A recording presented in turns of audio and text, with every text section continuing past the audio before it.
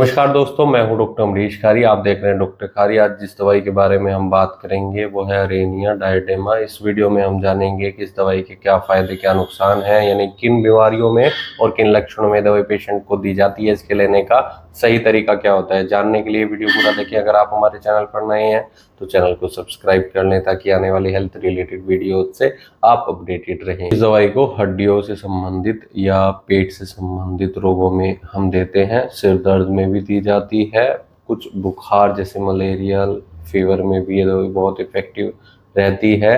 इसके अलावा इसे दांतों के दर्द में भी देते हैं। कुछ और बीमारियां ऐसी ही होती है जिनमें ये दवाई बहुत इफेक्टिव रहती है। अब जानते हैं इनमें क्या लक्षण होने पर ये दवाई लेनी चाहिए। सिर दर्द में पेशेंट को तब दी जाती है जब पेशेंट को फोरहेड यानी माथे में दर्द होता है, पसीने बहुत ज़्यादा आते हैं, साथ में चक्कर आते हैं। ये दर्द तब बढ़ता है जब पेशेंट पढ़ता है, यानी पढ़ाई करने के साथ साथ या कुछ रीडिंग करने के साथ साथ पेशेंट कुछ भी मेंटल वर्क करता है तो सिर दर्द बढ़ता है। खुली हवा में जाने से पेशेंट को दर्द में राहत मिलता है।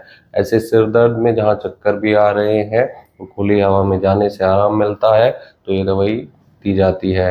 इस दवाई को हम दांतों के दर्द में देते हैं, साथ ही सेंसिटिविटी में देते हैं। ऐसी सेंसिटिविटी जो किसी भी वजह से पेशेंट को आती है और डेली आती है, यानी ऐसे आती है कि जैसे शाम को अगर सेंसिटिविटी आज हो रही है तो नेक्स्ट डे भी शाम को सेंसिटिविटी दांतों में महसूस होगी। ठंडा गर्म पेशेंट को लगेगा, ज़्यादा ठंडा पानी पीने से या गर्म कुछ भी खाने पीने से दांतों में जलन होगी, दर्द होगा।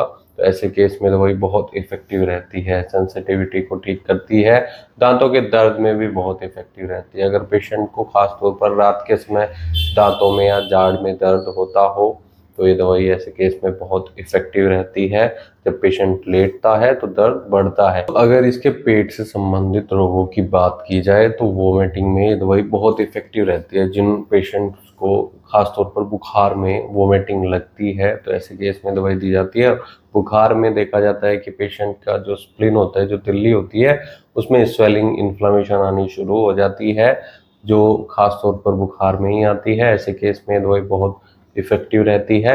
ये दर्द में भी राहत देती है, पेशेंट को भारीपन महसूस हो सकता है, हैवीनेस महसूस हो सकता है बुखार के साथ साथ, तो ये दवाई ऐसे केस में दी जाती है। इस दवाई को हम डायरिया यानी लूज मोशन में दे सकते हैं। जिन पेशेंट्स में बुखार के साथ साथ लूज मोशन लग जाते हैं, पेट में दर्द रहता है, वॉटरी डिस्चार्ज होता है और पेट में जलन रहती है, दर्द भी होता है, तो ये दवाई बहुत इफेक्टिव रहती है ऐसे केस में। पेशेंट को फीवर में पेट दर्द होता है और कटिंग के साथ ये दर्द आता है, ऐंठन के साथ ये दर्द आता है, साथ में वोमिटिंग भी पेशेंट को लगती है, कमर में दर्द होता है और ठंड इतनी ज़्यादा लगती है, शिवरिंग इतनी ज़्यादा होती है कि पेशेंट को ऐसा लगता है कि बर्फ़ उसके आसपास रखा हुआ है। हड्डियों में दर्द रहता है और ऐसा लगता है कि इनका साइज बढ़ रहा है और नर्व यानी नसों में पेशेंट को नमनेस यानी सुनपन रहता है।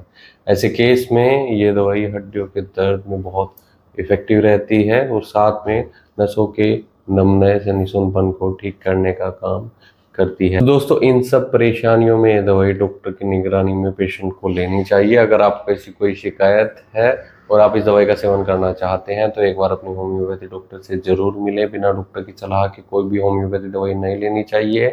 हो सकता है आपको केस टेकिंग करने के बाद कोई दूसरी दवाइयाँ दी जाए जो आपके लिए सूटेबल हो। वीडियो देखने के लिए धन्यवाद। चैनल को सब्सक्राइब करें और कमेंट सेक्शन में ज़रूर बताएं कि हमारी वीडियोज़ आपको कैसी लगती हैं। अगर कोई ट्रीटमेंट या सलाह लेना चाहते हैं हमसे तो दिए गए व्हाट्सएप नंबर पर संपर्क कर इलाज या सलाह ले सकते हैं। वीडियो देखने के लिए धन्यवाद। Thank you.